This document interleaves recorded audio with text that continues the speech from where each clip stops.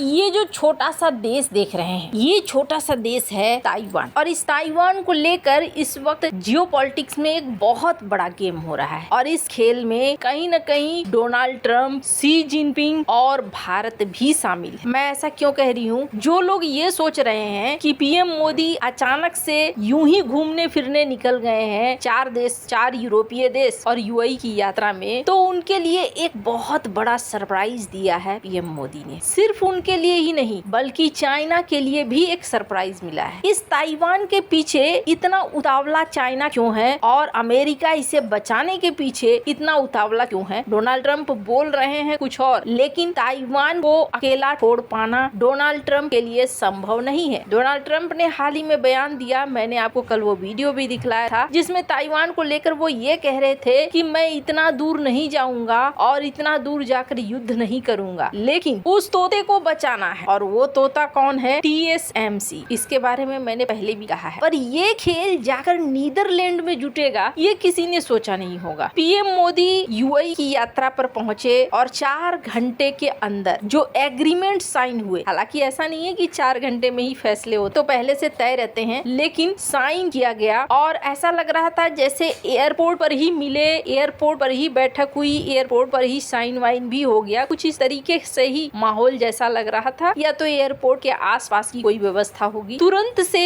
ये deal final हुआ, दुनिया में ऐलान हो गया, बड़े बड़े एग्रीमेंट हो गए, डिफेंस का फ्रेमवर्क हो गया और सबसे खास हो गया LPG। दूसरी बड़ी चीज, ओमान से होते हुए एक पाइपलाइन जिससे यूएई से भारत को लगातार तेल गैस मिलता रहे, समस्या न हो। यहाँ भारत ने अपने लिए क्या सिक्योर किया? अपने लिए तेल सिक्योर किया, और सबसे नजदीक। अब यहाँ से पीएम मोदी निकले और पहुंचे नीदरलैंड। अब बहुत सारे लोग सोच रहे थे नीदरलैंड क्यों पहुंचे हैं? नीदरलैंड में भारतीय समुदाय के साथ मिले और उसके बाद यहाँ के राष्ट्राध्यक्ष के साथ मिले। यहाँ पर 17 MOU या कथित तौर पर डील फाइनल हुए, और इस 17 में सबसे खास बात क्या है पता है? एक ऐसी डील जो भारत को ताइवान बना देगा, और ये जो TSMC है, ये TSMC की जगह भारत ले लेगा। अब मैं ऐसा क्यों कह रही हूँ, इसको आप हल्के में मत लेना। जिस दिन ताइवान पर कब्जा हुआ ना, उस दिन सबसे बड़ा मार्केट किसका गिरेगा? उस दिन गिरेगा अमेरिका। क्यों? क्योंकि एनवीडिया, इंटेल, ये सब कुछ आपस में जुड़े हुए हैं। कैसे? नीदरलैंड की एक कंपनी है, इस कंपनी का नाम है ASML, और इस कंपनी का काम क्या है? इस कंपनी का काम है, ये मशीन बनाती है, ऐसी मशीन जो एडवांस चिप को डिजाइन कर सकते हैं, और ये ऐसे ऐसे मशीनों को बना कर देते हैं TSMC को। TSMC कौन? ताइवान की कंपनी। और ताइवान की कंपनी फिर उन मशीनों को लेती है और फिर चिप बनाना शुरू करती है। लेकिन इस बीच एक और प्रोसेस होता है चिप डिजाइन का, और ये डिजाइन कौन करता है? इंटेल करता है। इंटेल करता है या एनवीडिया करता है? अब एनवीडिया डिजाइन किया, इसने मशीन दे दिया ASML ने, और TSMC ने उस चिप को बना दिया। ये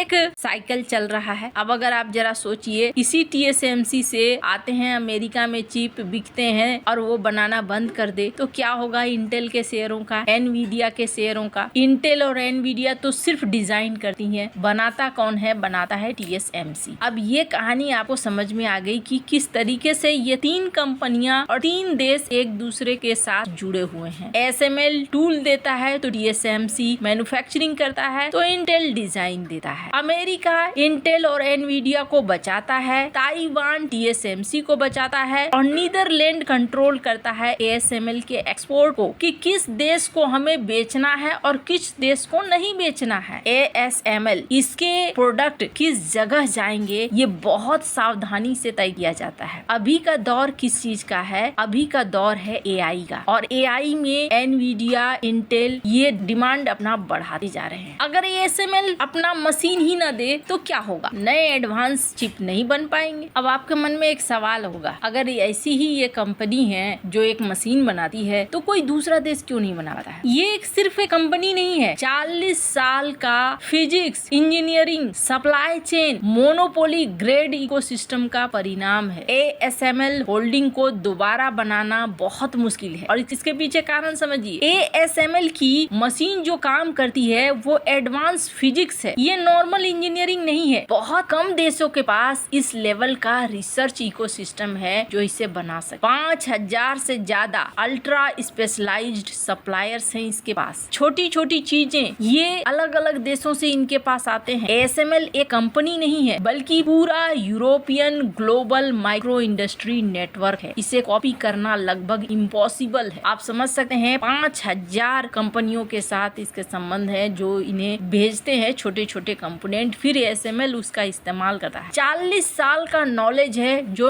इन्होंने डेवलप किया है। बहुत ज्यादा हाई R&D किया है इन्होंने, काफी पैसा इन्होंने लगाया है। ASML बनाना इतना आसान नहीं है। पर ये सब कहानी मैं आपको क्यों सुना रही हूँ? यहाँ पर एक बड़ी डील हुई। 17 डील में से एक सबसे बड़ी डील कौन सी है? मैं इसे सबसे बड़ी ही डील कहूंगी क्योंकि ये भविष्य को बदलने वाला है। और ये सबसे बड़ी डील है ASML और टाटा इलेक्ट्रॉनिक्स के बीच में डील हुई है। चिप मिशन में ASML का क्या रोल है ये मैंने आपको बता ही दिया। अब आपको भारत के इरादे समझ में आ रहे होंगे। भारत के पास पहले से डिजाइन को लेकर स्ट्रॉन्ग पोजीशन है। इंटेल, क्वालकॉम, AMD के डिजाइन सेंटर भारत में है। मैन्युफैक्चरिंग की बात करें, Tata electronic fab, Micron packaging unit, Dholera Gujarat projects ये चल रहे हैं। और अगर ASML हमें मशीनें देता है तो फिर भारत 28 nm से लेकर 3 nm नोड्स तक आगे बढ़ सकता है। अब ये क्या चीज है? मतलब आप समझ लीजिए साधारण भाषा में, वो एडवांस चिप जो ताइवान की कंपनी TSMC बनाती है उस दिशा की तरफ भारत बढ़ सकता है। अभी टाटा इलेक्ट्रॉनिक्स जैसे दिग्गज के साथ ये समझौता भारत के लिए बहुत बढ़िया है। फॉरेन इन्वेस्टमेंट भी बढ़ेगा, सप्लाई चेन कंपनी भी आएगी, टैलेंट इकोसिस्टम यहाँ पर डेवलप होना शुरू होगा। और अब आपको समझ में आ रहा होगा कि भारत ने न सिर्फ तेल और गैस को सुरक्षित किया है बल्कि नीदरलैंड में भारत ने भविष्य की टेक्नोलॉजी को भी सुरक्षित किया है। अगर ये पूरी तरीके से इकोसिस्टम तैयार हो जाता है तो भारत चाइना को टक्कर कुछ ही सालों में देने लगेगा इस मामले में। और चाइना दूर बैठा अभी भारत की इस रणनीति को देखकर जरूर आश्चर्य में होगा। Semiconductor has become a clear priority for India, and Tata is the company that is going to build the first fab in India. So I think the project is extremely important. And what we want to do with this MOU is provide Tata with all the support ASML can give in terms of product, technology, people, to make sure that they have the very best lithography for the first fab. आपको क्या लगता है? अभी तो PM Modi का दौरा और भी बाकी है। देखना है कौन कौन सी जगह से कौन कौन सी चीजें मिलती है। कमेंट कर अपनी राय जरूर बताएं। जल्द मिलते हैं अगले वीडियो में नई खबर के साथ।